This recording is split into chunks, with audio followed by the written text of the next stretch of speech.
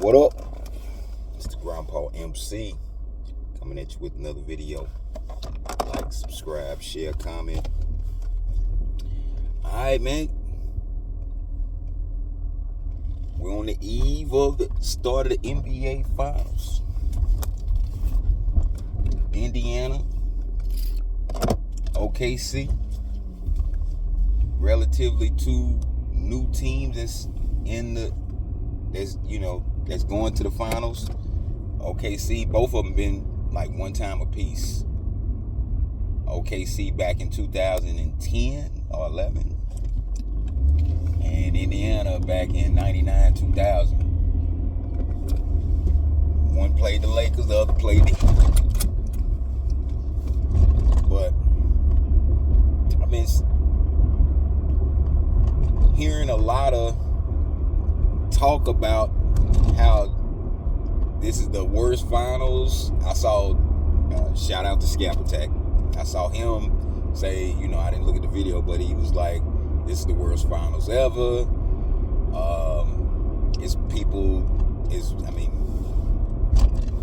What's the name? Commentators saying that this is going to be basically easy work. Indiana's overmatched. And to that, I say, tool. Like the Iron Sheik used to do, tool. Man, that's crazy. I don't know where this thing came from. Well, now they want to make, they want to crown OKC as one of the most dominant teams of all time. Like, dude, we all can admit that these players now do not take the regular season seriously.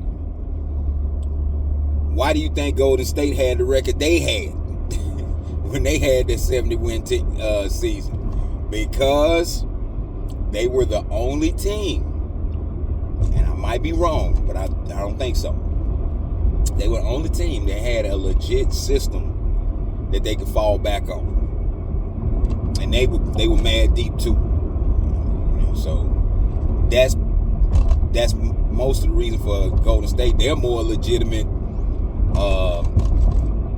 possible power than this OKC team. They just got good this year. They were good last year, but they weren't championship worthy. So how they gonna jump from basically a strong second round contender to now they just the most unbeatable team in the league? I think people discounting Indiana a little bit, man. Like, seriously, Indiana, I've been watching them. I was watching them the whole season. They're one of my favorite teams to watch on League Pass. That along with the Clippers. But I've been watching them. They got a really tight team.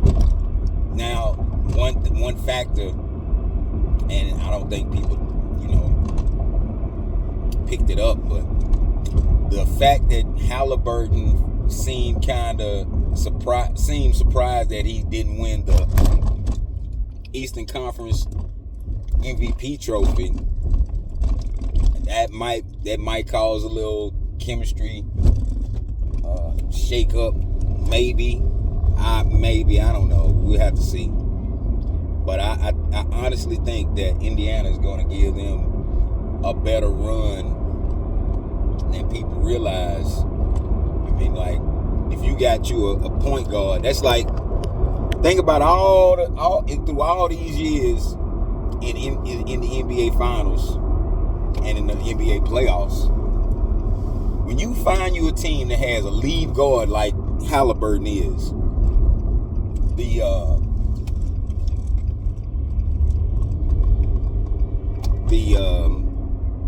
your chances increase more than basically just a together team, which OKC advertises themselves as. They're like, we all 12 or whatever, and they, interview and all that, whatever. But Indiana, they have a championship level coach. They have a championship level player in Siakam.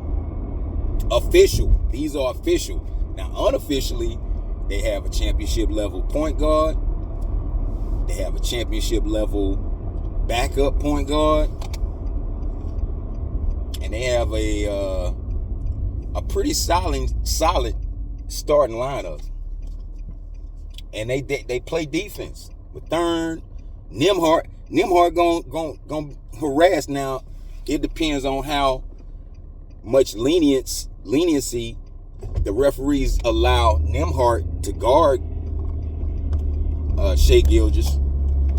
But Nembhard been harassing guards to every level of the playoffs. High scoring guards that he been harassing.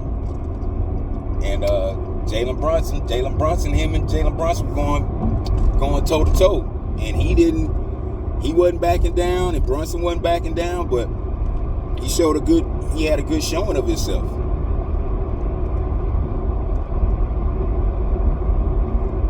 So, OKC could go and blow them out. Could. Because they had that type of team. And they do play some great defense. I give them that props on that. They play some great defense. They played extremely good defense on Joker. And they shut Anthony Edwards down. Now, as far as Anthony Edwards goes, he didn't fight it. Joker fought it a lot. So, I'm pretty sure their main scorer, I'm talking about Indiana now, is Siakam. It's not running through him. They go to him a lot. They find him. Then you got Obi Toppin. Then you got Thomas Bryant and and Turner. Turner Toppin and Bryant as the big men. I think they collectively, they're just as good as Chet Holmgren and what's the old boy name? Had the left hand push shot. His name escaped me right now, but he'll come to me whenever. But it's a pretty good matchup. I think people are disappointed because, the people that don't follow it as much or, not, whatever, they feel like it's no stars in this thing. And they want to make Shai Gilgeous, the hugest star or whatever. Okay, I get it. I get it. He's been consistently building. And he's been doing his thing. We gonna see. Them Indiana guards are stout and defensive minded, and and Rick Carlisle's got them boys playing. So we gonna see. We gonna see how it go. I'm looking for a 6-7 game series, and Indiana to come out. I might have to be shown. I ain't perfect. And I ain't always right. So, that's just my thoughts on it. Grandpa out.